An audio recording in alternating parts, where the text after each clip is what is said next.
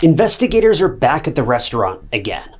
They'd searched this area up and down before. They felt like they'd seen everything there was to see. But now, their eyes are set on the dumpster.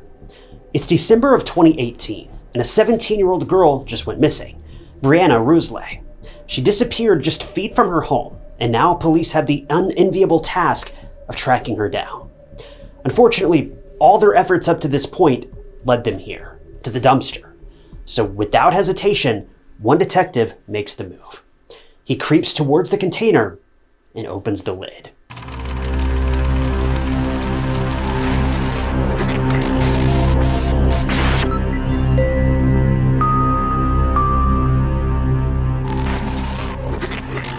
Welcome to True Crime Stories.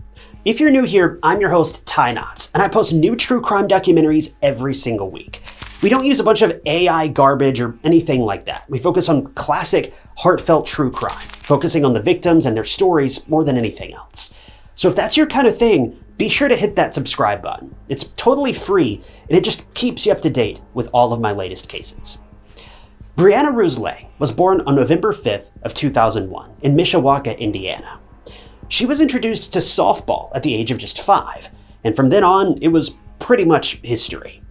Breana loved everything sports related, so much so that she wanted to study athletic training in college, but her real passion was always softball.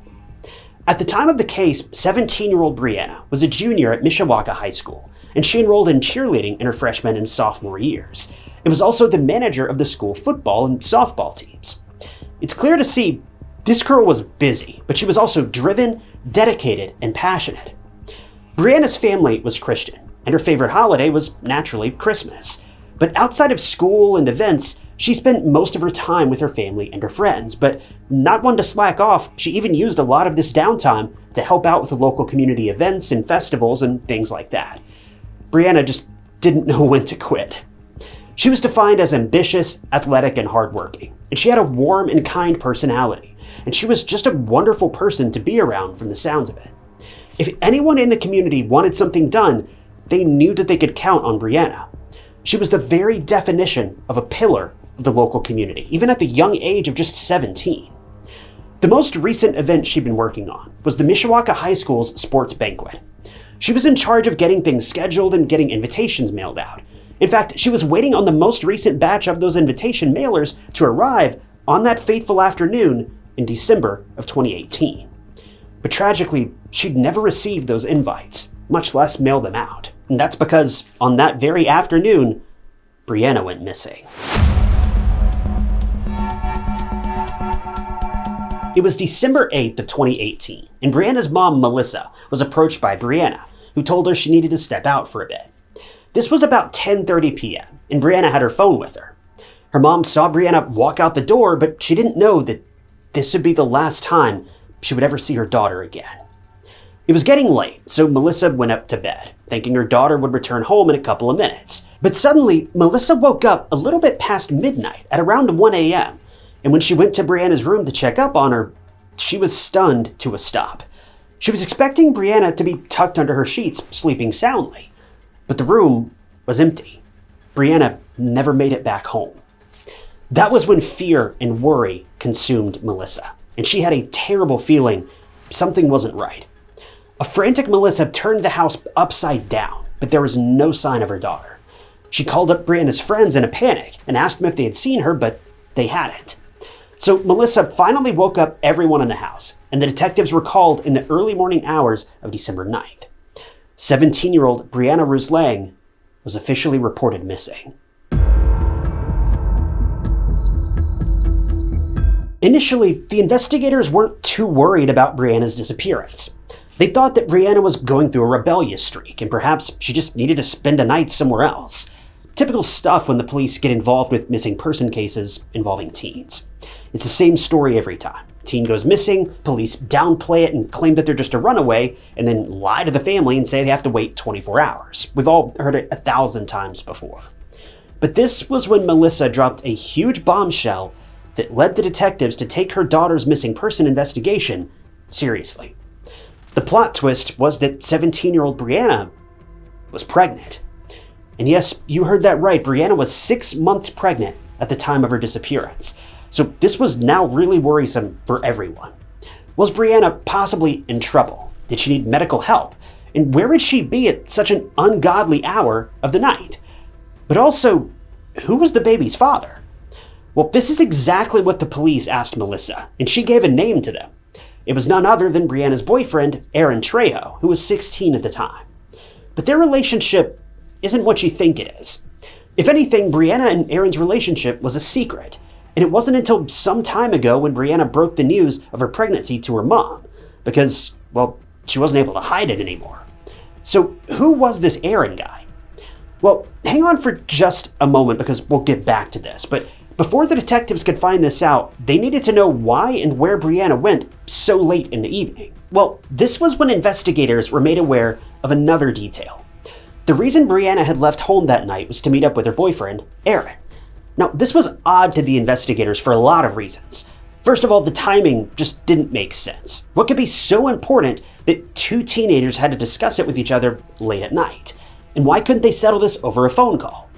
Secondly, the meeting place that Aaron suggested raised many red flags for the detectives and really anybody who heard of it. Meeting behind the family's house. That's just a little bit weird. But anyway, phone records showed that Aaron texted Breanna that they should meet up behind Breanna's house in a dark and remote alleyway. Obviously, things were not looking good to the police, and they immediately needed to get in touch with Aaron to figure out where Breanna had gone and if she was even safe or not.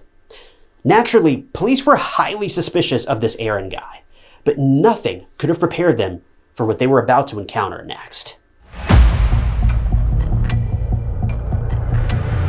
In the early hours of December 9th of 2018, without wasting any time, the police brought 16-year-old Aaron Trejo into the police station for questioning.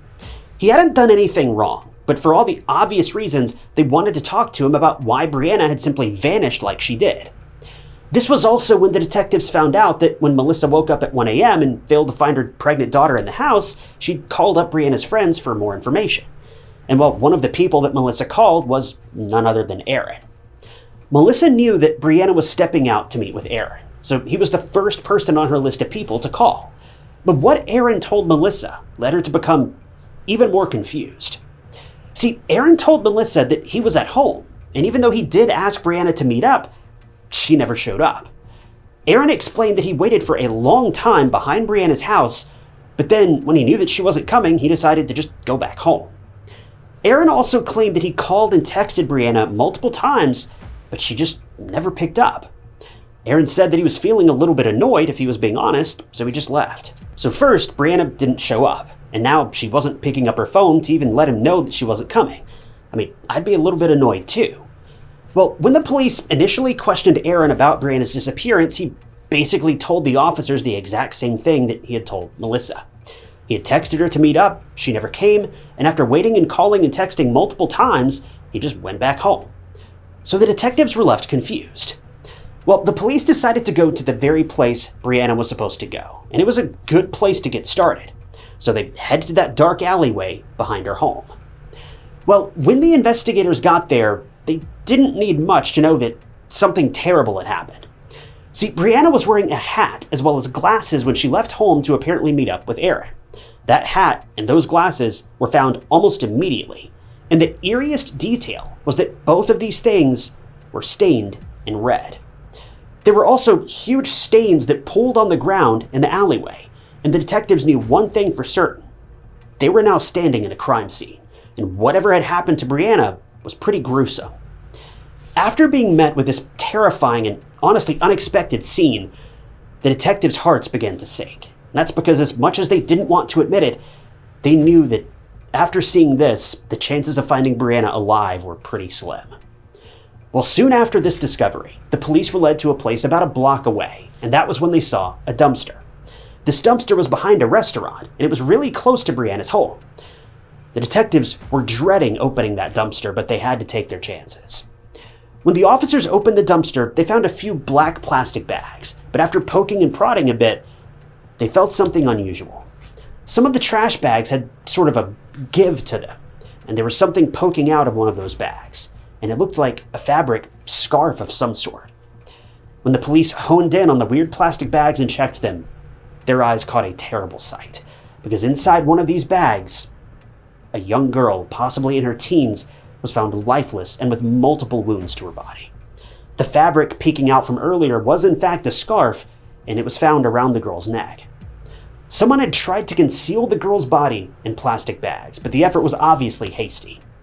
The detectives had a very bad feeling about this discovery. They knew that Breanna was missing. Her hat and glasses were found in a questionable state behind her home, but even though the puzzle pieces were falling into place, the police needed to officially identify the body.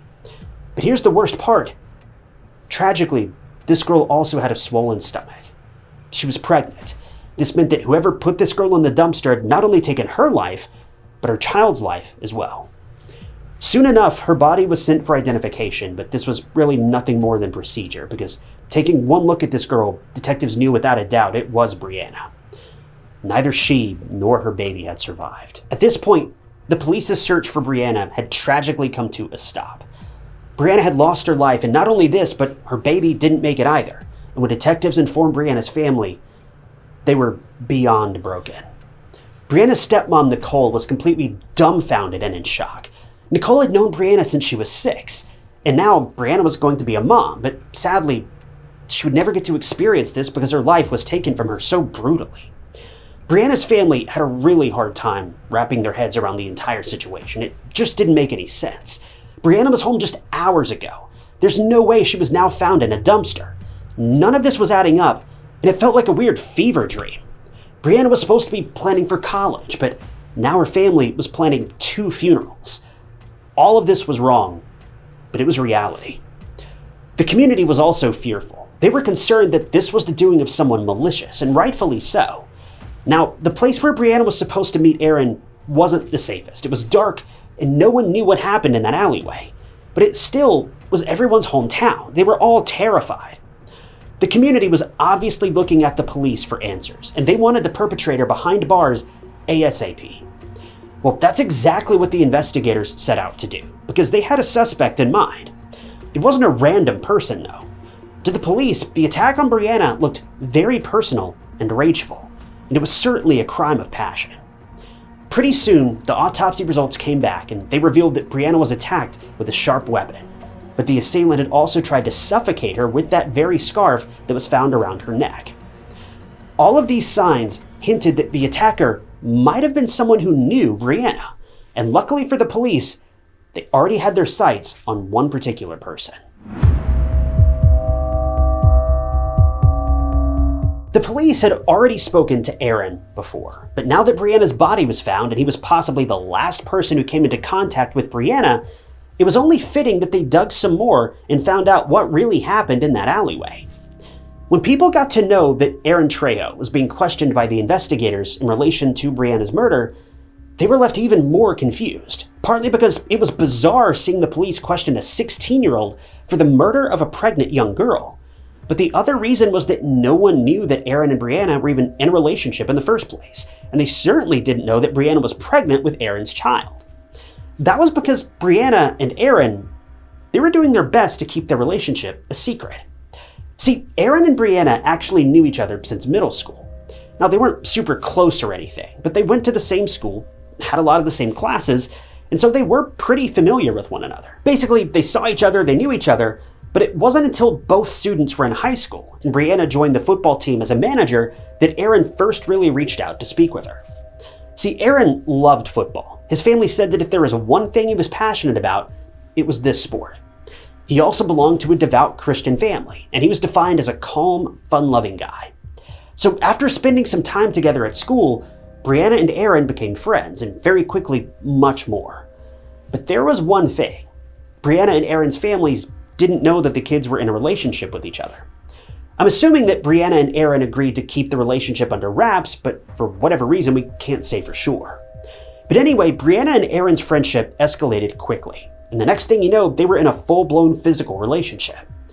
It was July of 2018 when Breanna was struck with that unexpected news. She was pregnant, and the child was Aaron's, but Breanna hid the pregnancy from Aaron. Similarly, Breanna also tried to remain quiet about the pregnancy with her family. Even though Aaron and Breanna's parents didn't know about the two, Breanna's mom, Melissa, soon caught on to what Breanna was hiding.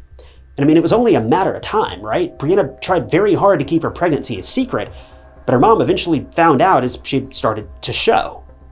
Now, even though Breanna was keeping the pregnancy a secret, she was on cloud nine. She was incredibly excited to be a young mother. She went to all of her doctor's appointments as scheduled, I assume with her mom, and then she soon found out she was having a baby girl. Breanna was truly over the moon. But the problem was, she couldn't hide any of it anymore. She was now very obviously showing signs of the pregnancy. It had been a solid 4 to 5 months at this point, and Erin still didn't know that Breanna was carrying her child. So eventually, Breanna met up with Erin and broke the news of her pregnancy. And Erin didn't take it well. This news was a bolt out of the blue for Erin. He didn't want to have a child. He was only 16. He didn't want to be tied down with the responsibility of caring for a child. He was angry with Breanna that she let him in on this secret too late as well, and naturally so. Now, rather than having 9 months to make preparations, he only had 2 or 3, and he was not happy about this at all. He was furious that a baby had popped up in his life at all, but it only made things worse that she was so far along, and now he had to come to terms with it so quickly. Now, what we don't know is how involved Breanna expected Erin to be in this baby's life. Considering the two were keeping the relationship a secret, it's possible that they weren't even really that serious. Breanna may not have expected Erin to even chip in with the baby at all, or she may have expected him to help raise the kid every step of the way. We really have no clue. But regardless, Erin was shaken up. But he was sure he didn't want the baby, and he was annoyed with Breanna for informing him so late. After this revelation, the two went their separate ways, but little did Breanna know, Erin was busy cooking up a plan.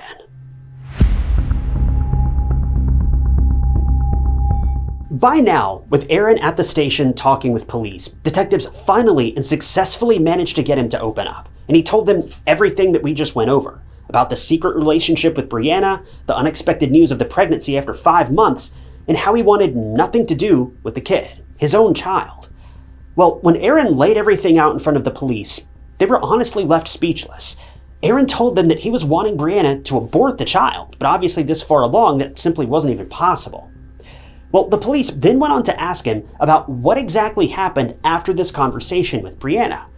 And what he told the investigators was absolutely harrowing. Erin confessed that he had made up his mind. He didn't want the baby, and he was anything but pleased with Breanna. So instead of, talking to his parents and figuring out a solution to this situation, Erin began planning a week before Breanna's disappearance. He wanted Breanna and that child gone. So he grabbed a couple of black plastic bags and a very sharp weapon from his kitchen, and now all that was left to do was lure Breanna into his deadly trap. Breanna was not expecting such a negative reaction from Erin at all. She was at home, going to school, and dealing with the different changes that came with her pregnancy. She was tired, she had trouble catching up with her studies, but she was still really happy. And since it was December, she was counting down the days until her favorite holiday, Christmas.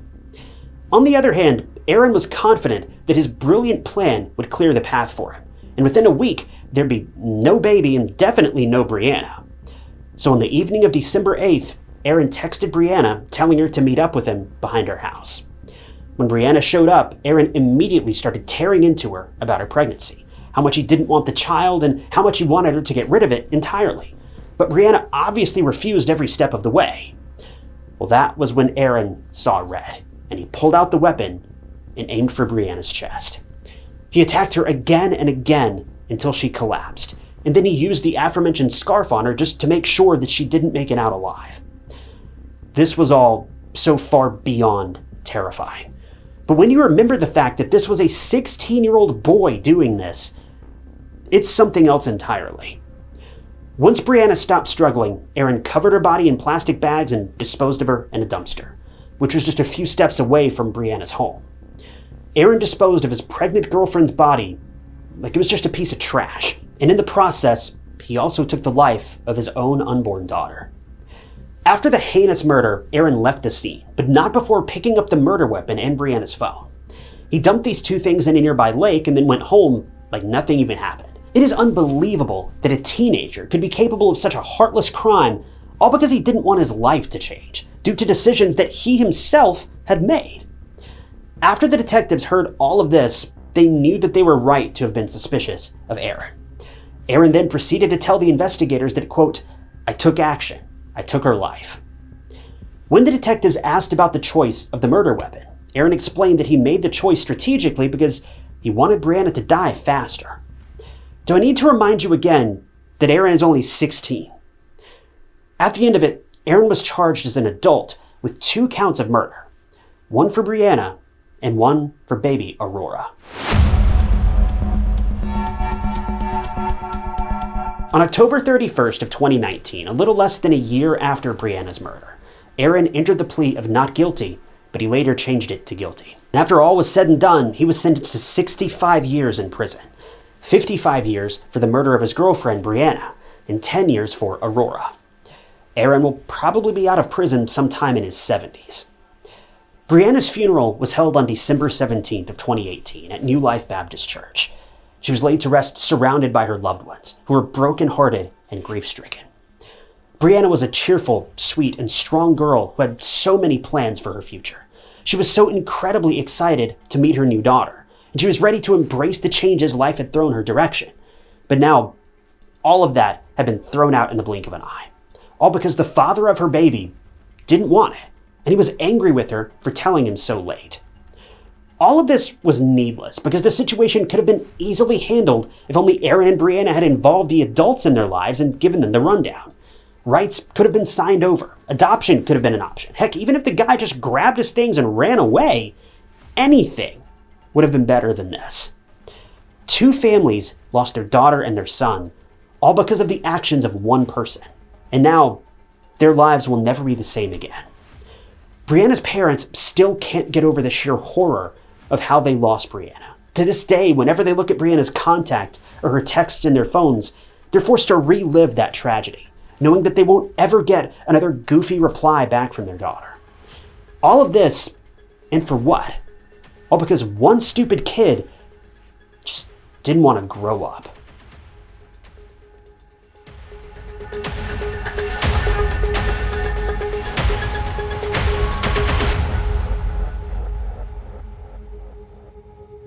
Thank you guys for tuning in to another episode of True Crime Stories. I wanted to give a special thank you to a couple channel members, including Benedict Edanabi and Wendy Ward. If you also want to become a member of the channel, you'll gain access to new videos, sometimes days or weeks before they're uploaded to the public. It's a great way to support the channel and help out, and I appreciate every last one of you guys that have decided to do that. If you want to join, you can click that big join button below the video, or find the link down in the description. And don't forget, the new True Crime Stories It's Never a Mannequin t-shirt is also now available at that link below. Every purchase helps support the channel, and you get a really cool shirt in return. But as always, if you enjoyed this video, check out this other interesting case I covered, and don't forget to subscribe. It's totally free and just keeps you up to date with all my future videos. But my name is Ty Knotts, and I'll catch you guys in the next one.